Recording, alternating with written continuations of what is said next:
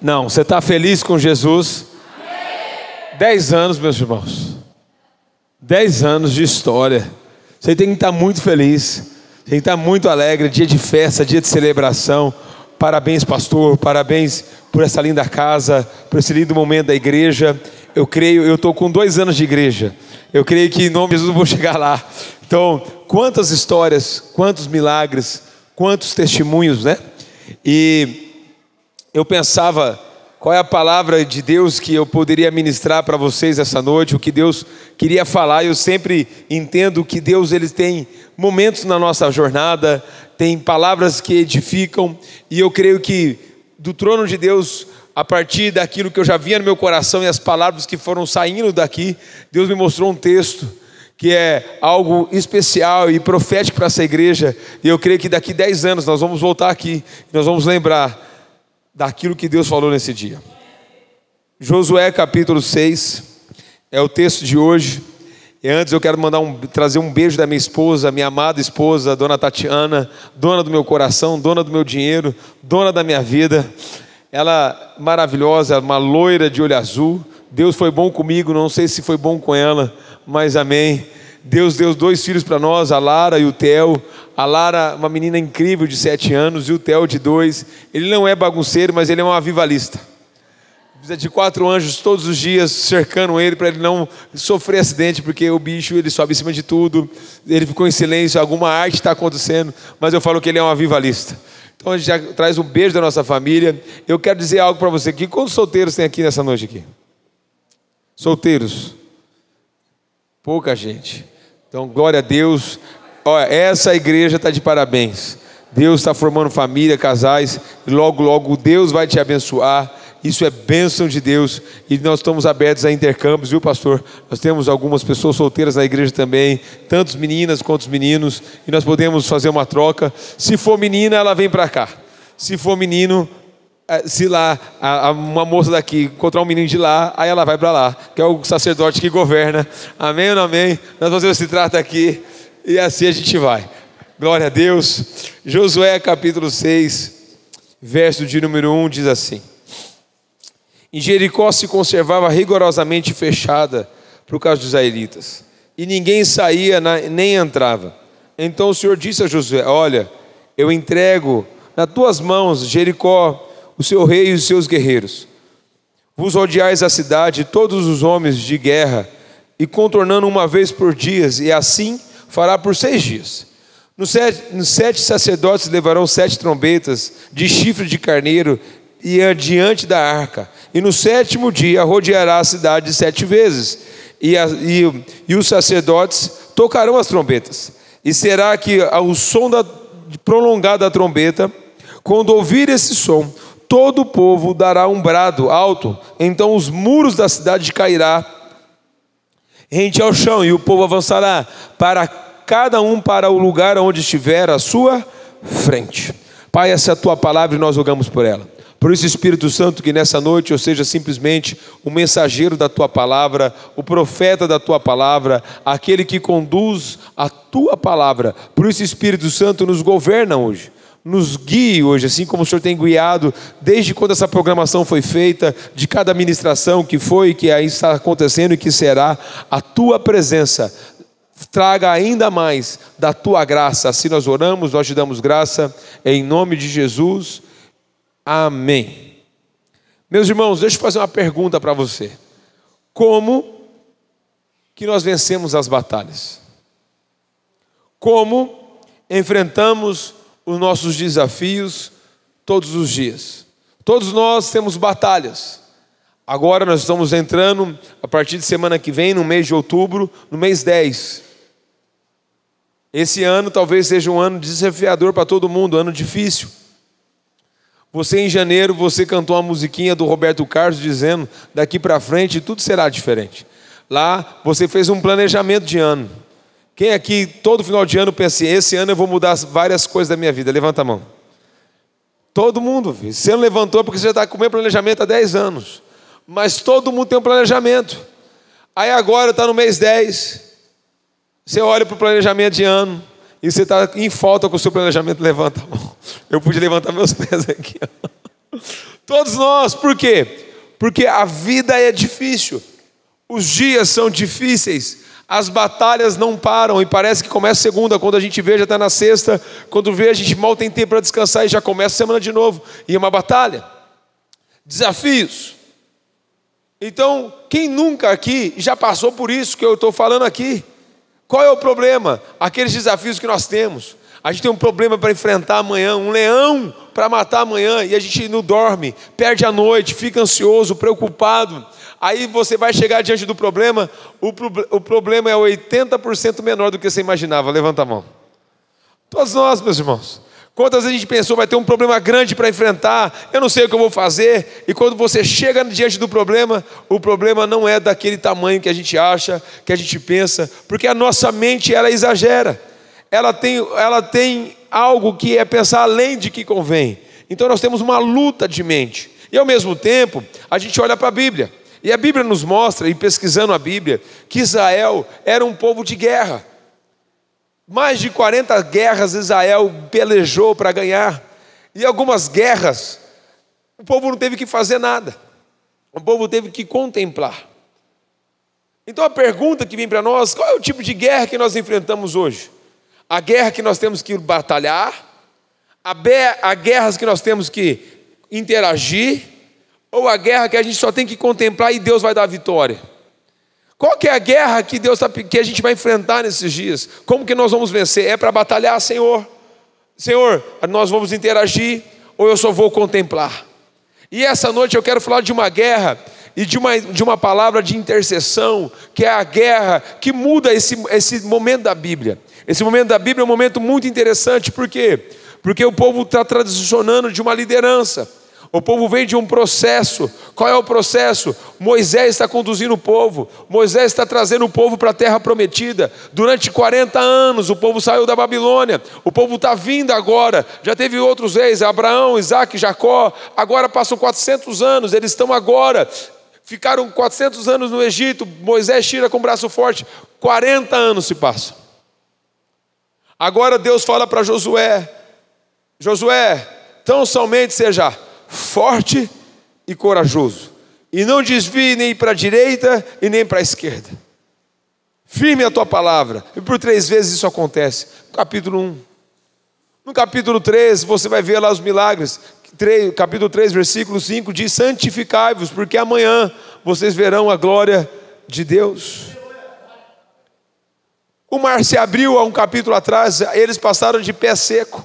O rio se abriu, eles passaram de pé seco. Então os mesmos milagres aconteceram. Chega o capítulo 5, meus irmãos, um problema. Qual é o problema? Deus prometeu a terra, mas o povo que nasceu no meio do deserto não fazia parte da promessa. Por quê? Qual que era a única maneira deles terem promessa? Era a circuncidação. Então todo o povo que nasceu no deserto não era circuncidado. Agora o povo que saiu do deserto, exceto Josué e Caleb, todos morreram.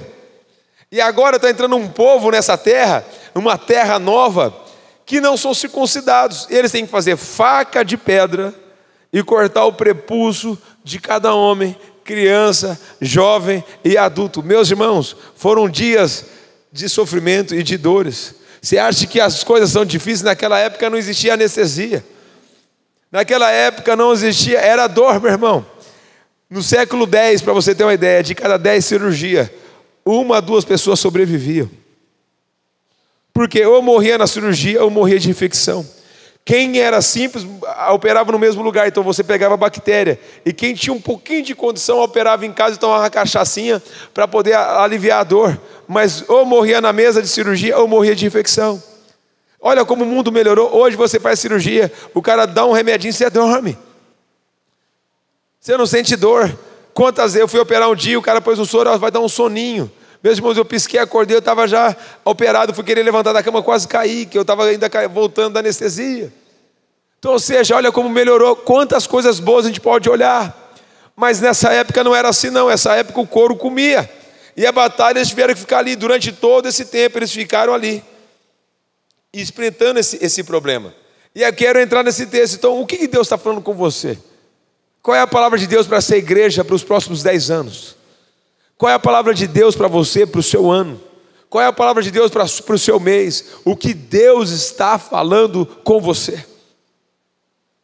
Deus prometeu para aquele povo que Ele ia conquistar a terra.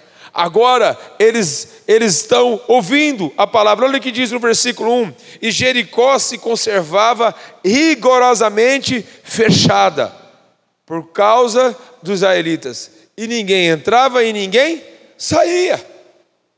E agora o Senhor diz assim: meu filho, eu já te dei essa terra,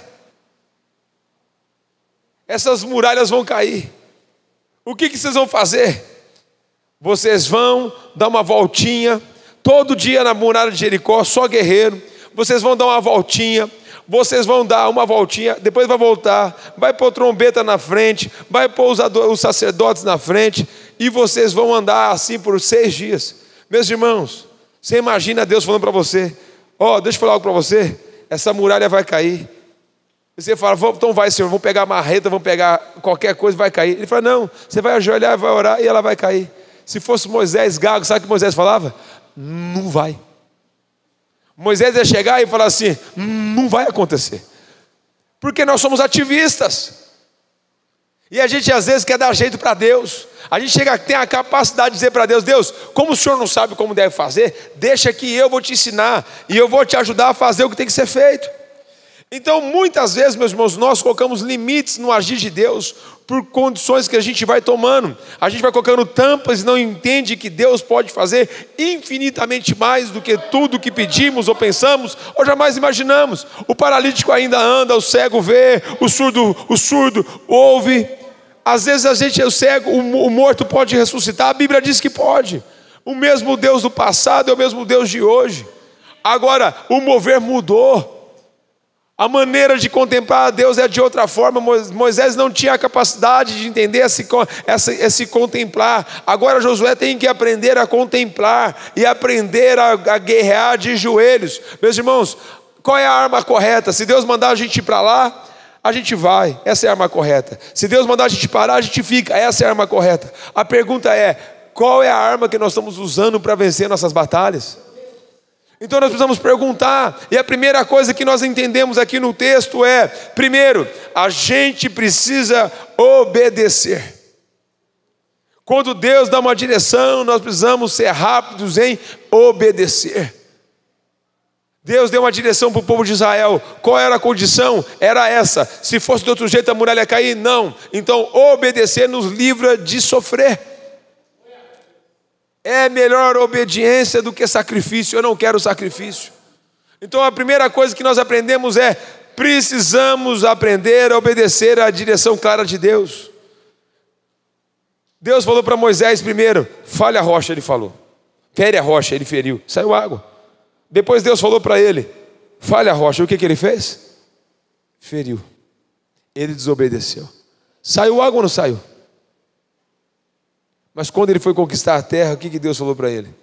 Porque prevaricou meu nome lá atrás, você não vai entrar. Não confunda as coisas dar certo como Deus estivesse abençoando.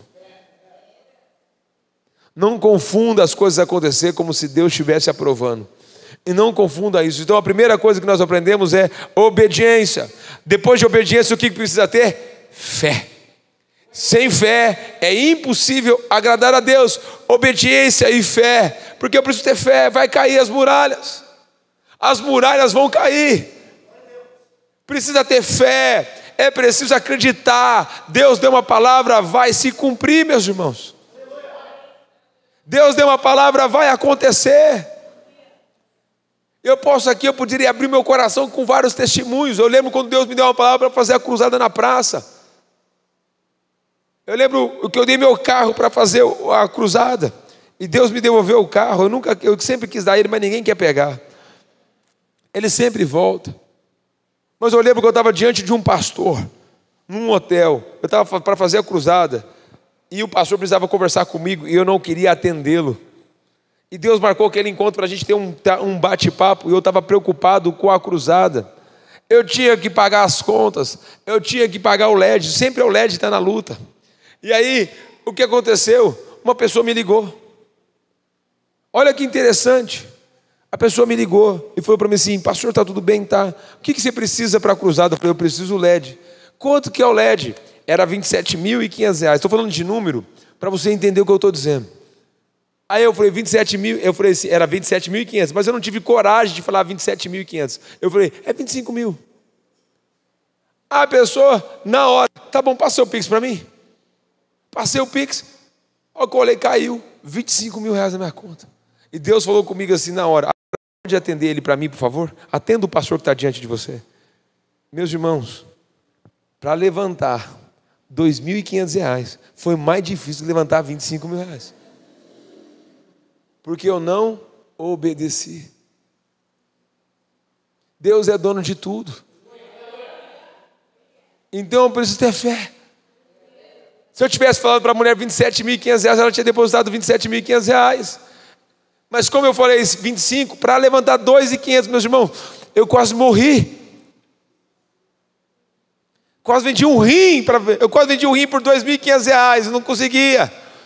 Porque eu desobedeci aquilo que Deus pediu. Ela ligou e perguntou, para eu poder atender aquele pastor que está diante de mim. Então, meus irmãos, nós precisamos ter obediência, nós precisamos ter fé. E a terceira coisa, nós precisamos ter ousadia. Qual que era a ousadia deles? Eles tinham que ter fé. E a segunda era a ousadia. Qual que era a ousadia? De todo dia vir dar uma volta. É ousado, meus irmãos, eles são guerreiros. Ele quer que o chicote come, o couro come. E agora eles têm que dar uma voltinha. Sabe, eu fui estudar. Sabe quanto tempo era uma volta nas muralhas de Jericó? 20 minutos. Você imagina você acordar, andar ali 5, 6 quarteirões, dar uma volta, voltar para casa, sentar e esperar. Meu irmão, eu e você morreria de tédio. Uma mensagem do WhatsApp que a pessoa demora para responder, você fica endemoniado. Você fica nervoso. A pessoa não me responde, não me atende. Gente, meu WhatsApp está escrito assim, ó: se você quer falar comigo, me liga, porque eu não vejo o WhatsApp. Porque eu não sou refém de tecnologia. Eu vou ver quanto dá, mas tem gente que tem crise. Manda uma mensagem, ela briga com ela mesma, já viu? Ela manda uma mensagem e você não responde.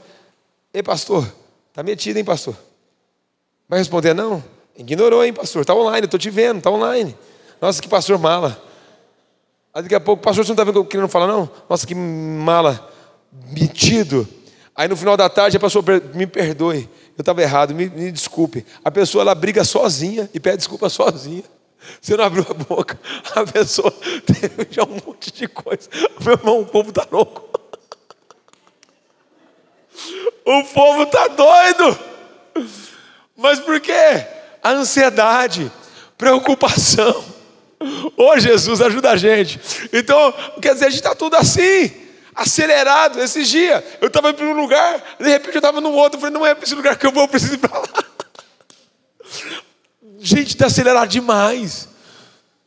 Então a gente precisa ter ousadia para fazer aquilo que Deus pediu. Imagina, o Senhor, não faz sentido. Eu lembro quando era menina aqui, quem vai lembrar dessa história? Minha avó falava assim para mim: se comer, olhar no espelho, entorta a boca. Quem aqui já viu isso aqui? Todos nós. Aí eu ficava assim, ó: não faz sentido. Aí eu fazia assim, ó, eu comia, olhar no espelho.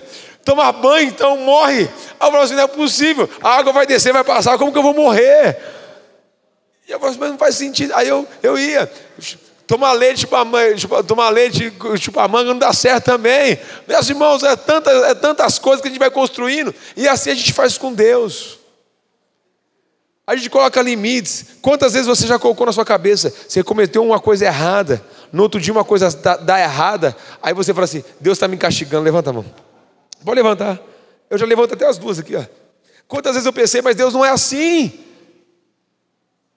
Então a gente tem que ter ousadia de obedecer à vontade de Deus. Ó, vai cair em nome de Jesus, vai cair em nome de Jesus, vai cair em nome de Jesus. Eu vou descansar e vou contemplar. Então, obediência, fé, ousadia e unidade. Eles precisavam andar em unidade. Eles não eram, era sincronizado. Então eles tinham que obedecer, eles tinham que andar em unidade. O tamborim ia tocando e eles iam em unidade. Deu uma voltinha, agora vai, sai de mansinho, vai descansar. Unidade. Repete comigo: obediência, fé, ousadia e unidade. Essas são as receitas para o milagre. Essa é a receita para a gente experimentar milagres na nossa vida. Sem isso a gente não vai experimentar. Então, ou seja, você está cansado, você está sobrecarregado porque você não está obedecendo, porque você não está tendo ousadia, porque você não está tendo fé, e você não está ousando a pisar na terra e falar: Deus, faz a tua obra. Quantos casais eu vejo, a mulher chega para o marido, ela quer mudar o marido. Minha irmã, deixa eu falar algo para você: quem muda o marido é Deus. Você ajoelha e ora e espera. Mas se você começar a falar, ele vai ter uma mãe e não uma esposa. E ele tem que se admirar como esposa. Já assistiu o Quarto de Guerra? Fala: Senhor, a minha mão é leve. Pega, Senhor. Pega esse homem que não lava minha louça. Pega esse homem que não me ajuda, em nome de Jesus. Deus está falando aqui, hein? Então, ou seja, a gente pede para Deus fazer, mas quantas vezes a gente quer pôr a nossa mão? E, gente, não é fácil. Eu tenho um amigo, Marcelo, que tocava no culto de terça-feira da Nazareno Central. O filho dele foi assassinado com uma correntinha no terminal central. Quando ele chegou diante da polícia, o policial, o delegado, o sargento falou assim: ele está aqui na sala atrás. Eu tenho um filho pequeno, eu tenho filhos. Se você entrar ali, você pode fazer o que você quiser, nós não vimos nada. Aí, ele ligou para o pastor na época. Nosso pastor ligou para ele, falou com o pastor, ele falou assim: Marcelo, o que você fizer, eu não vou te condenar em nada. Mas quando ele estava para desligar o telefone, ele falou assim: mas lembre-se, você é um adorador. Ele desligou o telefone, não quero fazer nada, levantou e saiu. Quando ele sai, ele encontra com os repórteres. Sabe o que ele diz? A repórter pergunta para ele: o que você faria com o assassino do seu filho? Ele falou: Deus me deu 2 mãos para adorar, eu decido perdoar. Ninguém vence ódio com ódio, a gente vence o ódio com amor. Essa semana você viu a mulher dizendo: eu perdoo o assassino do meu marido, porque Deus me manda perdoar. Obediência é melhor que sacrifício. Você quer ver Deus fazer milagres na sua vida? Obedeça as direções claras de Deus. A primeira coisa que a gente aprende é obedecer. Agora, o que acontece? A segunda coisa é feita, tudo é feito em adoração. Repete comigo: tudo é feito em adoração. Olha o versículo 6. Então Josué, filho de Num, chamou os sacerdotes e lhe disse: levanta a arca da aliança, e 7 sacerdotes levarão 7 trombetas de chifre de carneiro, e adiante da arca o Senhor. E disse o povo: prossegui e rodeai a cidade, e os homens armados marcharão adiante da arca.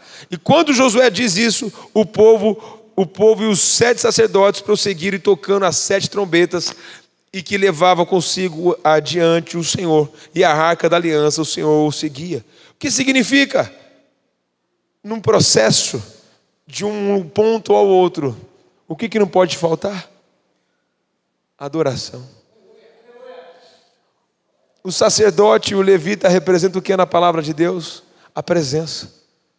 Quem vai na frente é a presença. Quem vai na frente é a adoração. Quem vai na frente é o louvor. Quem vai na frente é aquilo que o Senhor tem. Então, a nossa responsabilidade é adorar. A nossa responsabilidade não é praguejar, murmurar, mas quantas vezes, meus irmãos, nós levantamos e começamos: que dia ruim, olha que inferno, olha que droga, olha que situação ruim. Olha a nossa adoração. E a nossa adoração está servindo a quem? A nossa adoração, sem perceber, está sendo uma adoração para Satanás. E aí, em vez de ser leve, em vez de ser gostoso, a gente começa a ficar pesado, porque nós trazemos o peso para a nossa vida. Então, o levita, o soldado, o sacerdote, tudo unido, fazendo o quê? Adorando. Imagina, meu irmão, tá tudo bem, eu louvo ao Senhor. Tá tudo ruim, eu louvo ao Senhor. Tem um cara que canta um louvor, disse: tu tens os melhores de mim, nos dias bons e nos dias maus. O Senhor tem o meu coração, nos dias bons, nos dias maus. A pergunta é: Deus tem tudo de você, independente das circunstâncias? Se Deus fizer, Ele é Deus. Se Ele não fizer, Ele continua sendo Deus. Então a pergunta é essa: a adoração não pode faltar. Adorar pela fé, adorar pelo eu adoro pelo que vejo, não pelo eu adoro pelo que vejo.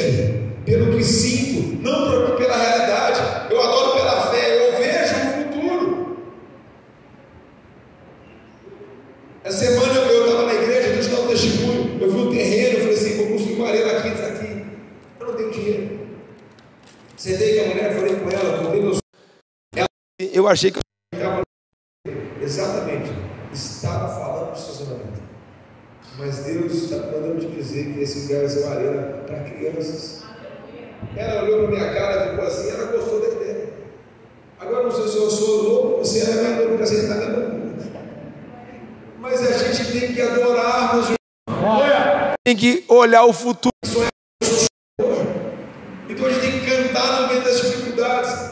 Quando a gente fala isso, você nunca mais vai cantar assim. Tem um irmão na história cristã, ele era um empresário, um advogado nos Estados Unidos no século XVIII. Ele tinha um evangelista chamado Moby, um evangelista muito forte na época. E sabe, em Nova York teve uma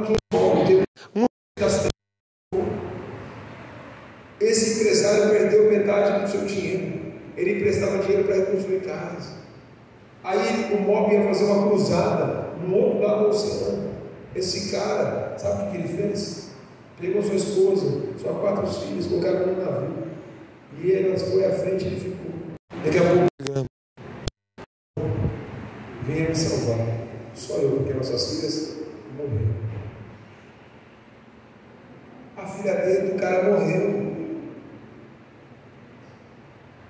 Olha que interessante. E quando ele está passando no navio, onde o navio naufragou, aonde as coisas estão ali, ele parou. Ele olhou, Contemplou. Nós já cantamos essa música várias vezes, mas nunca entendemos a profundidade dela.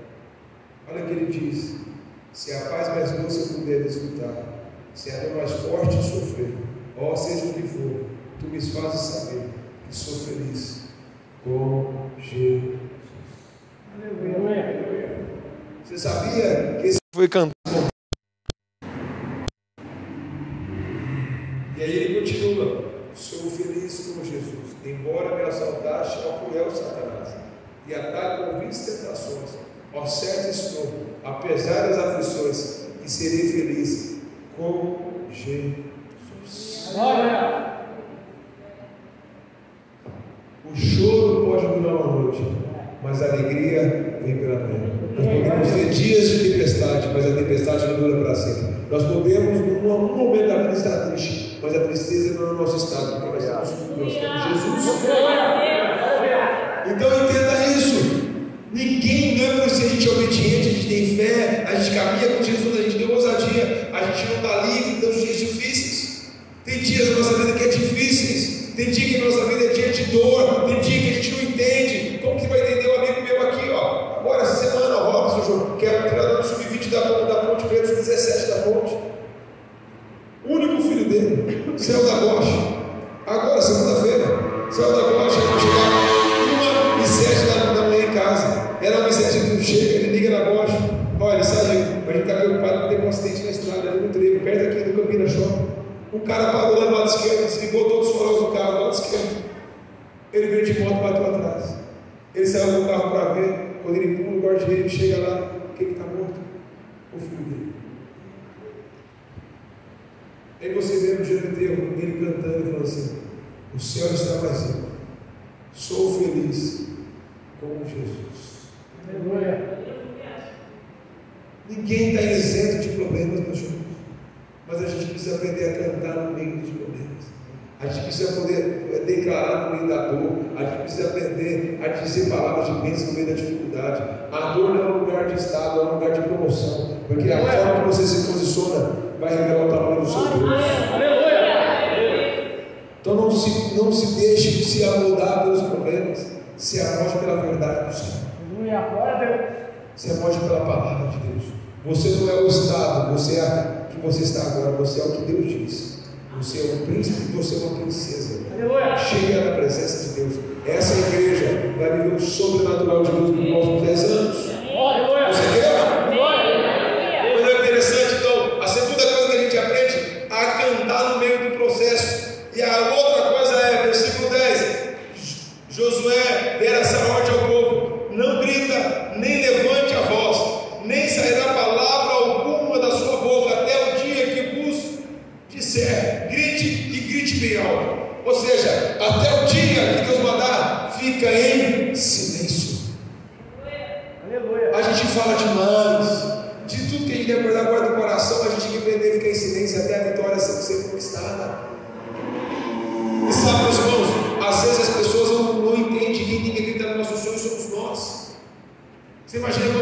esse casal de pastores foram começar a igreja, eles contando para as pessoas: vamos começar uma igreja, Deus está falando com a gente. Quantas pessoas falaram?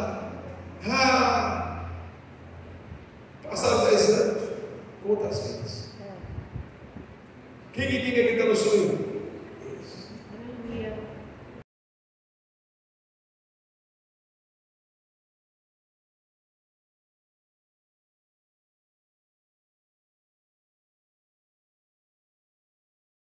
Quer a obra se completar, fique em silêncio. Já viu caça americana, ele voa fora do radar. Meus irmãos, eu sou casado esse ano, vai completar 20 anos que eu estou com a minha esposa. 16 anos, agora 17 de casado e 2 anos e 8 meses de namoro. Tinha um monte de gente atrás dessa menina. Eu fui falar com meus amigos de verdade, falaram: não, vamos onde ela está. Os amigos de mentira que estavam interessados nela falavam: aí ela mentira, você acha que ela vai sair com o moreninho lá do Tique? Eu cresci com o Tique mesmo. O pastor falava de distância, então eu colava no centro. Era a coisa do Tique. Quantas vezes aqui, eu passei a pé aqui, indo para casa, fui a pé, já fui para do teu vocês lá, eu tinha a pé. Lá no Tique, sim, perto do bosque, cresci ali na rua do Monte Preto. Ali minha casa, minha mora lá até hoje, minha casa. Cresci ali. Aí você acha que essa loira de olho azul vai sair com o cara do Tique? O que eu comecei a fazer? Caça americana. Não contei para ninguém quietinho. Aí eu tinha que essa loira pegou o busão comigo. Era o 573. Falei, ela foi comigo para casa. Eu falei: ganhei o coração. Eu tinha pedido um cachorro quente, tomou uma coca, falei: já era. A loira das minhas, a loira corintiana. Já era! Quando eu cheguei de montado, o pessoal falou: como que é isso? Meu irmão, já tem 7 meses que a gente está conversando, não dá conta de ninguém. Para de falar da sua vida com os outros. Fique em silêncio, deixa Deus sozinho. Deixa o testemunho falar. Às vezes a gente vai ver assim, já viu aquela historinha? A gente sempre quer pôr um ponto onde Deus coloca uma vírgula. Aí aquela historinha do senhor que tinha um carro, que tinha uma fazenda, e ele tinha um monte de cavalo. Aí teve uma chuva, a chuva veio, abriu, quebrou a cerca, o cavalo fugiu. Aí o vizinho olhando o cenário, o vizinho olhou: vizinho, está quase aí, choveu, os cavalos fugiram, passou o problema, hein? Aí no outro dia, os cavalos voltam, mas volta com ele mais 20 cavalos selvagens. Aí o vizinho: é o mesmo vizinho, onde ele estava passando, pegou Gênesis, está com história. Doido. Aí no outro dia, está lá os cavalos, tratando os cavalos, o menino vai brigar com o filho dele, vai brigar com o cavalo selvagem, dá um coice dele, quebrou a perna. Olha o vizinho: vizinho, esses cavalos selvagens, você não sabe o que estão fazendo, quebrou a perna do seu filho. No outro dia tem guerra, o menino vai para a guerra porque está com a perna quebrada. Meu irmão, a gente sempre quer pôr um ponto onde Deus pôs uma vírgula. A gente quer fechar um livro onde Deus fechou um capítulo. Não fale antes que a obra esteja completa. Deixa Deus fazer. Espera, tenha paciência. Vai cair as muralhas. Imagina, vai cair as muralhas, meus irmãos, vai cair. Aguente o processo, não reclame, mas declare. Profetiza. Meu filho é uma bênção, minha família é uma bênção, o meu casamento é uma bênção, tudo é uma bênção, minha casa é uma bênção. As pessoas vão se transformar, eu e minha casa servirei com o Senhor. Não importa o tempo, mas eu vou perseverar. Foram 17 anos orando para meu pai aceitando Jesus. 17 anos. Foram 20 para eu conseguir pregar para a minha família inteira. Não espere que as coisas sejam rápidas. Aguente o processo. É uma promessa. A paz de Deus é uma promessa. Aí, aguente o processo, aguente firme. Imagina a pessoa agora, chegou o 7º dia. 7º dia, 7ª direção. Gente, hoje a praga vai cair. Mas Josué, nós andamos todos esses dias, 20 minutinhos. Não teve uma rachadura, não teve um terremoto. Não cantou a música da Eixa, um terremoto vai acontecer aqui. Não aconteceu nada. A muralha está intacta. O povo de dentro da muralha, porque a gente é louco. Crente é tudo doido, como que ajoelha. O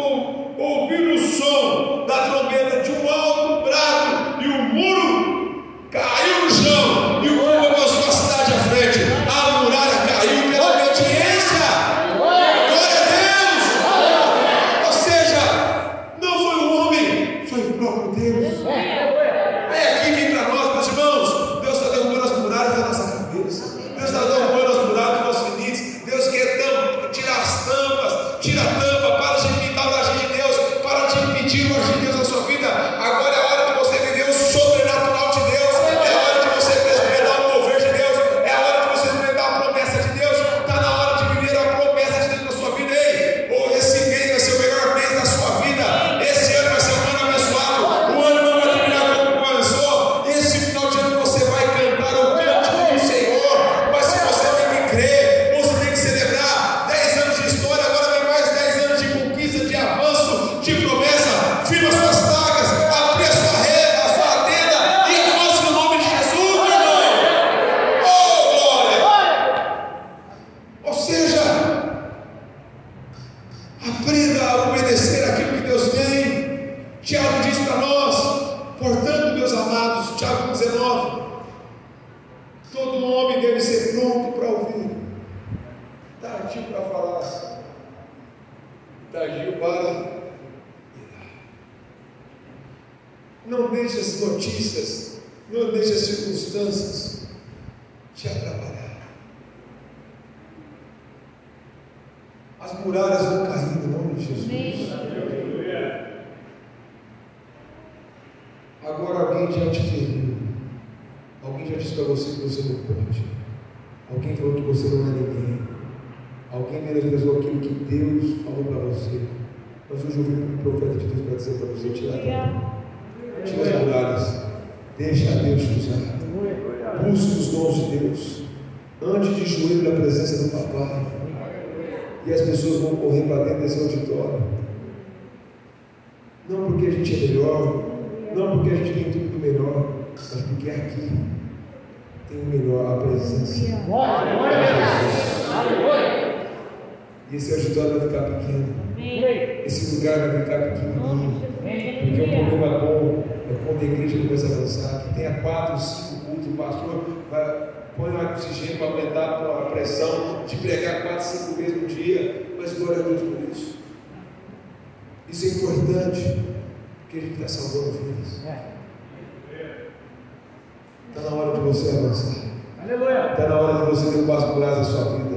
Eu não sei qual é a muralha que está diante de você, mas Deus diz para você: essa muralha vai cair com jejum e oração, no nome de Jesus. Agora você vai ficar de pé.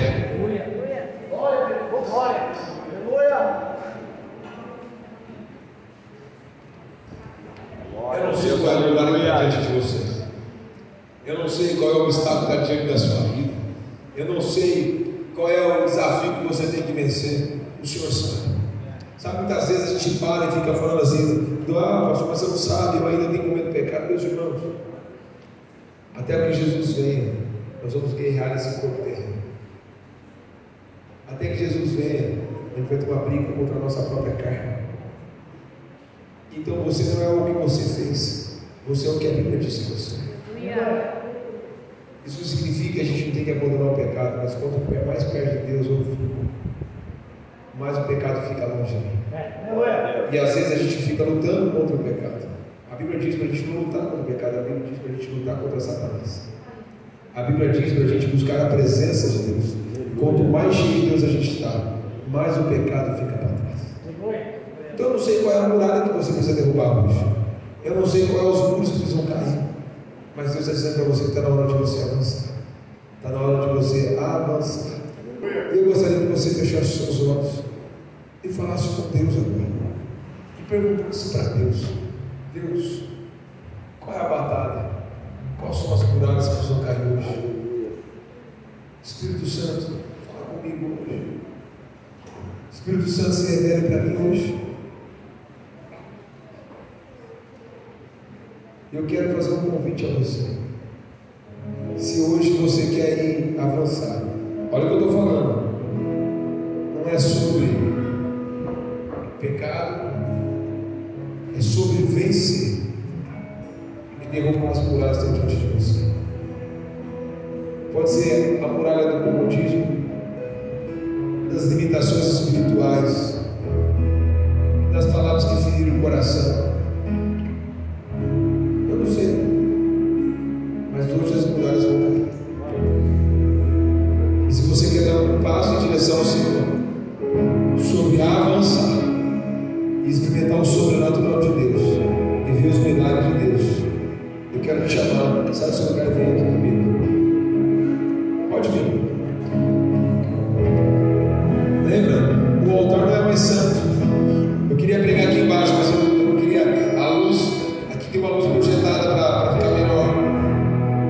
que eu sou o primeiro